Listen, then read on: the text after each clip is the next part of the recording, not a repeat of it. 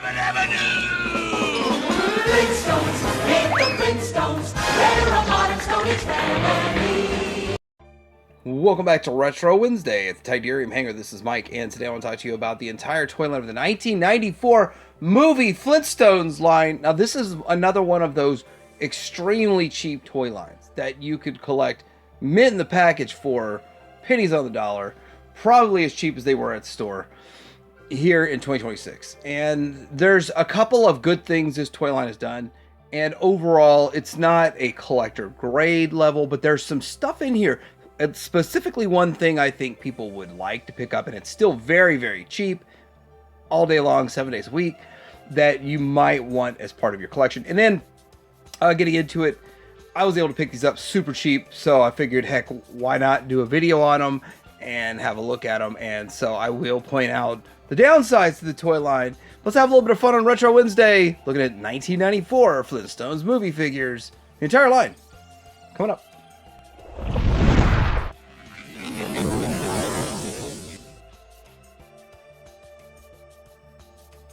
The cartoon in the 60s was groundbreaking. It was the first animated series targeting adults, primetime TV. They had Flintstone Winston cigarette commercials and even some alcohol commercials. They pulled those shortly after they realized that this was a hit with kids. Also, this was groundbreaking for the Family Guys and those going forward. Actually, Hanna-Barbera went right into Jetsons, which is a very similar concept, but based in the future. And with all of that, getting into the live action movie. Live action movie would be a fun watch. It's sort of still, it pays homage to the original cartoon, has a whole new plot and a whole new storyline. It's got a lot of similarities. So it's kind of fun to get a kick out of seeing how they brought this into live action. I do think they did a good job with that. I do think it's a good movie, worth the watch, but at the end of the day, probably not worth two in a row. But anyway, let's get into taking a look at the toy line. All right, so we're going to start with Fred, but let's get the comparisons out of the way. And G.I. Joe, this is Outback. I like Outback figure, Tiger Force. And He-Man's a nice measuring stick, 5.5 inches. You can see what 5.5 inches will get you in 2026. And sort of in the middle, so right around exactly around the 4-inch mark. And yeah, kind of a wide figure though, very wide. All right, so getting down to looking at this figure, let's take a look at the carded one here. I did get my carded stuff really cheap. He's got this turtle shell, which I guess might be a hat. I guess we'll see on the back. Then he's got some golf and stuff. What do they say on the back? They don't say anything. They say Hard Hat Fred. And let's go up here. Hard Hat Fred. So it's going to be nice to have this to show what's supposed to go with everything, but also having the figure shows it also. But yeah, there it is on the card back. And then we got these other kind of deluxe figures and then a big talking one. But let's put this back here and zoom in on the figure. So I like the figure. This obviously, out of all the figures, would be the one that you'd want the most. All these figures are based on the actor. So the big downside of this toy line, I'm already going to blow my big negative point out there, and it's because they're based on the actress. This is John Goodman, and it's a good likeness of John Goodman. It's a pretty good figure overall. But the problem is that most collectors would probably want to get maybe the cartoon representation. I think we're going to get that in the cereal boxes. I think Jade was making it. I should have looked that up for this video. I might be able to throw a picture up. But with that, the Jada one, or whoever's making the cereal box ones, are going to be a better likeness of the cartoon, better articulation. So what does he have? He has 5, 1, 2, 3, 4, 5. Yeah, 5 points of articulation. Very little articulation in there. But when we get to the car, we'll be able to show him in the car. And he's got whatever this pterodactyl tool is. And he has his putter. And there's Fred. So let's get to the rest of them, because it's interesting what they include as accessories. Next up, we got Barney. And there's his card back. And he comes with a lawnmower and, I don't know, hedge trimmer? A hedge trimmer? Is that what that is? So, and there, Rick Moranis. That's a nice Rick Moranis. They do have soft, squishy heads. if that's the thing you like, then that's great. And I will say that this does look like something Barney would wear. Just put it out there. This looks like a Barney. So I think they did a pretty good job. And yeah, there it is with his lawnmower. It's a lobster lawnmower. And then he can also hold this for trimming the hedges. But anyway, there's not much more to say about this guy. Kind of fun, just have on the shelf. And these would look great. I don't even know if you'd want the accessories or not, but even without the accessories, they'd look great just on a shelf. Just have a small section of a shelf dedicated to them.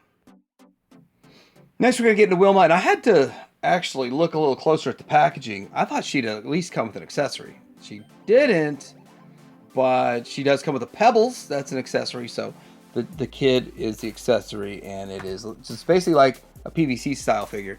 Now, as for Wilma, the actress, let me just say this figure does not do the actress justice at all. I was like, whoa, this is way off. I would be very upset if I was that actress. This is the figure, how my figure turned out. I was like, come on, you could have done better than that. You could have treated me better than that. But anyway, see, 5 points of articulation still. And but overall, I mean, an okay figure. You know who this character is.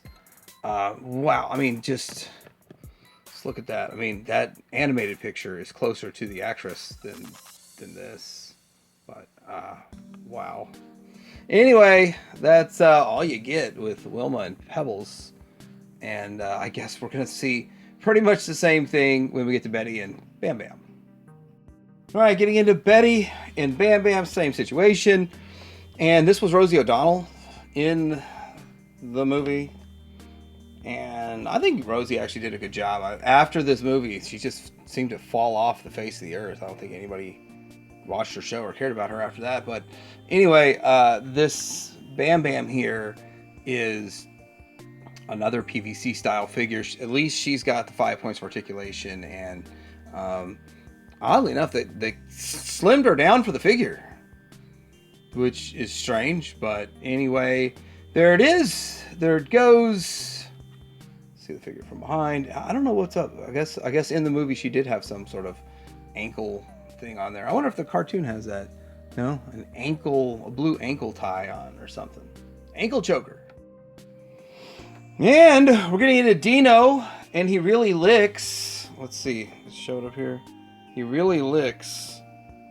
And yeah, I keep saying Dino the last dinosaur. That was Denver the last dinosaur. Okay, I got it. This is a case of, if you look at it, my loose one is in better condition than my sealed one, which is so odd, but I've actually seen that many times collecting figures, old figures. So he has something on his stomach that makes the tongue do its thing, like he's licking that, or he's licking Fred or whatever. I mean, it comes with a steak that I don't have loose. The bone looks like it's got a bite taken out of it. That's kind of cool. It's got a dish there, and then you could probably adjust them to help him sort of stand up if you want him to. So he does have, does the head move? Nope. He has 5 points of articulation because the 5th point is in the tail. Dino, you got to have him. That's part of your collection. Evil, it actually calls him Evil.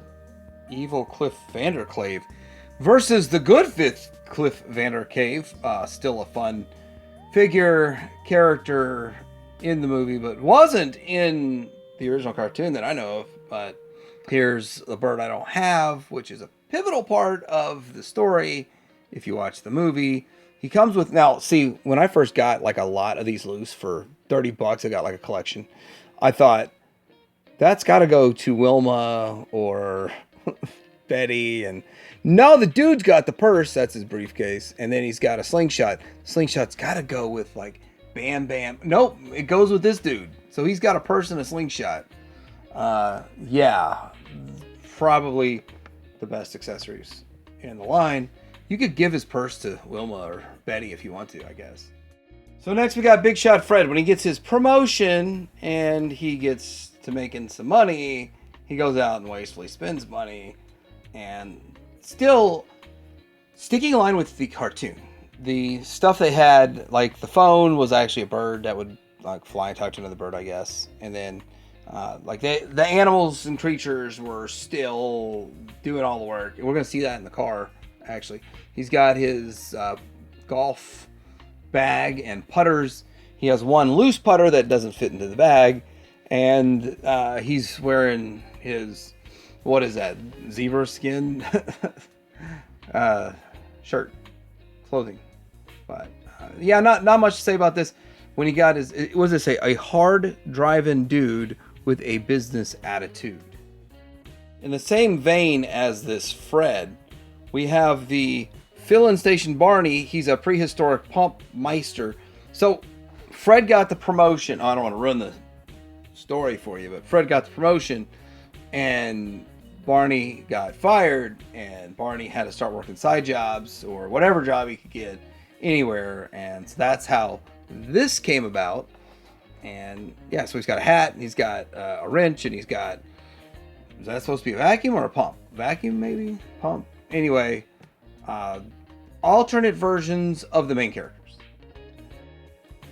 Alright, speaking of alternate versions of the main characters, I've got one loose and a couple of boxed of these deluxe figures. Now, this, in my opinion, is not worth spending extra money to buy these, but they're still pretty cheap, sealed 10 to 15 each.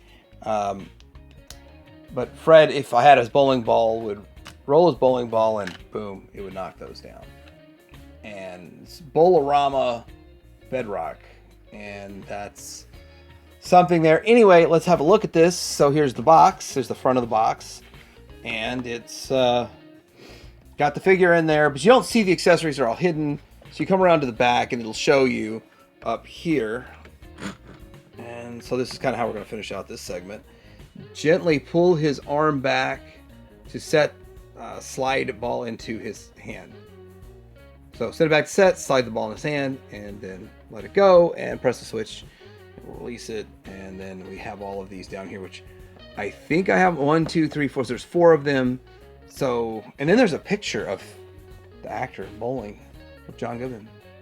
We got Dino drilling Barney, and let's see what that does.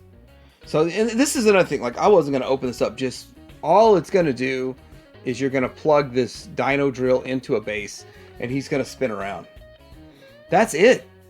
That's it. Now he's got a hat, which I think is molded in. But yeah, that's it. Let's see what these other ones we have are. Look at that face. Let's see what he does with that big old face.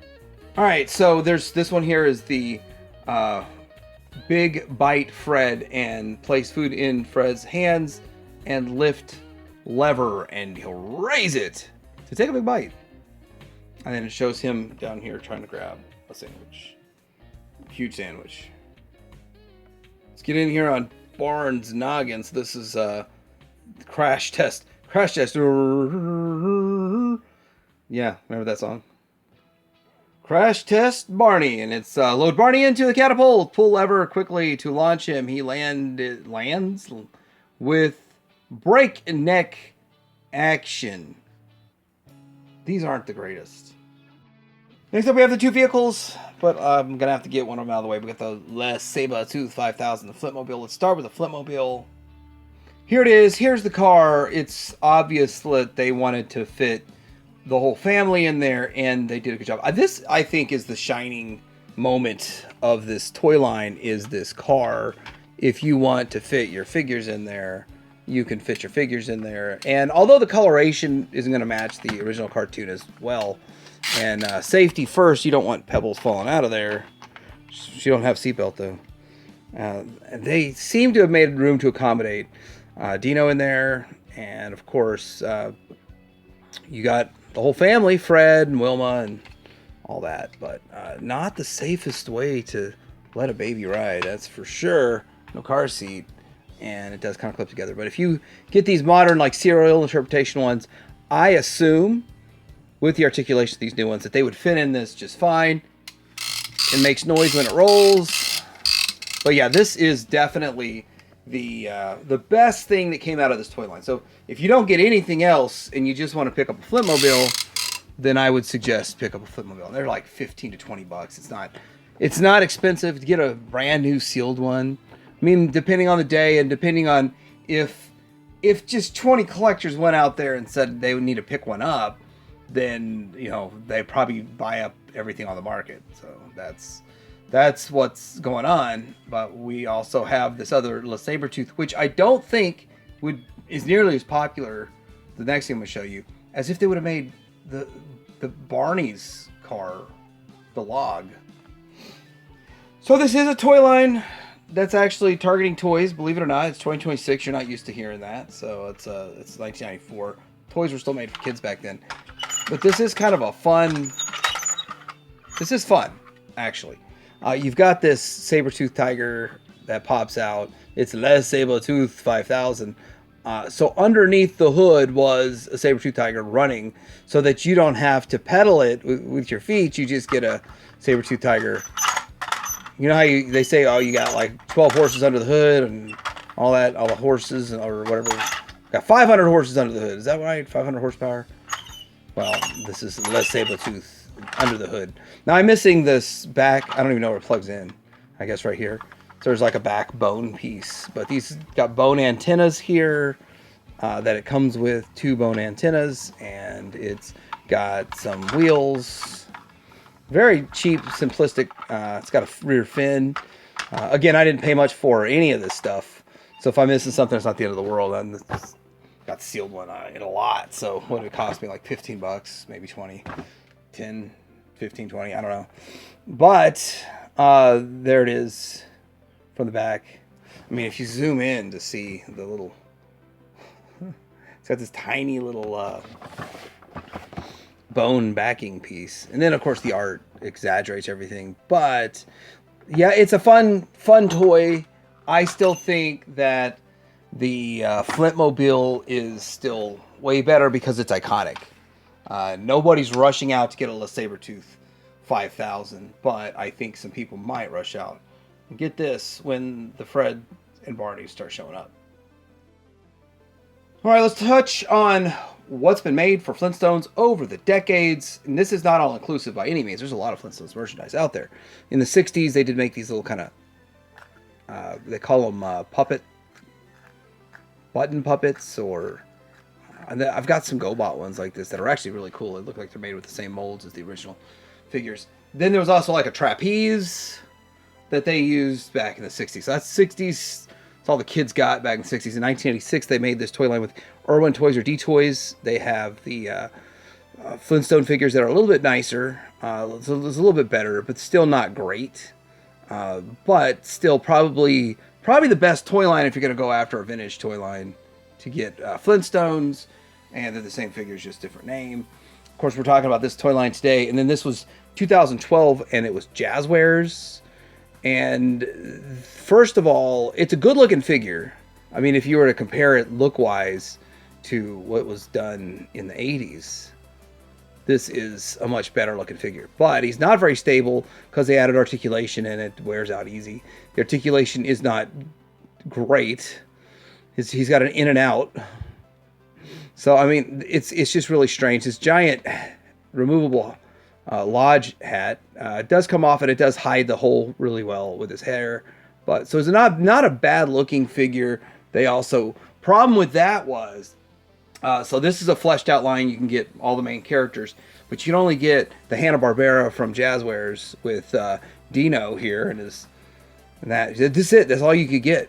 That's all they made. And then they did Jetsons. They only made the robot from Jetsons. And so with that, we've got Jada Toys coming out with theirs. Serial ones. Now, I think we're going to be in the same situation with Jada Toys. Jada Toys is probably only going to make Fred and Barney, and that's it. I mean, if you look at what happened with the Universal Monsters, I think they made 3 or 4 monsters, 3 or 4 total, and that's it. And they stopped for whatever reason, the controversy or something. With this, I think they could stretch it out. They could make Wilma, Betty, and pack in, of course, Pebbles and Bamm-Bamm with those. They could go a little bit deeper if they wanted to. Give us a Dino, I'm sure, and just put them all on a cereal box kind of thing. But I just think all we're getting from Jada is Barney and Fred, and that sucks. All right, so I hope you enjoyed this look at the entire toy line of Flintstones movie figures. And with that, yeah, they did a few good things. There's some interesting stuff in this toy line. It's a lot of fun if you really like the Flintstones, and if you don't care about the Flintstones, but maybe you want to get in on these new figures that are coming up in the cereal box figures. Maybe you want to get a car for it or something for real cheap. Doubt we're going to get that made in the modern era, but let me know what you guys think about this in the comments. So like and subscribe. Try to hang around.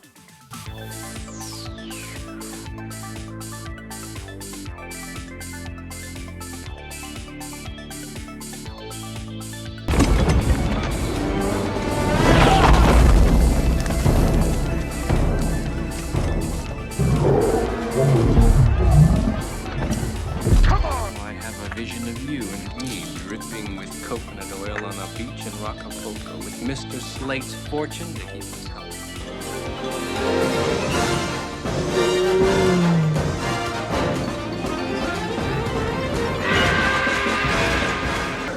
Courtesy of Preston Beach, and you're with the Flintstones. Have a yabba dabba do time, a dabba do time.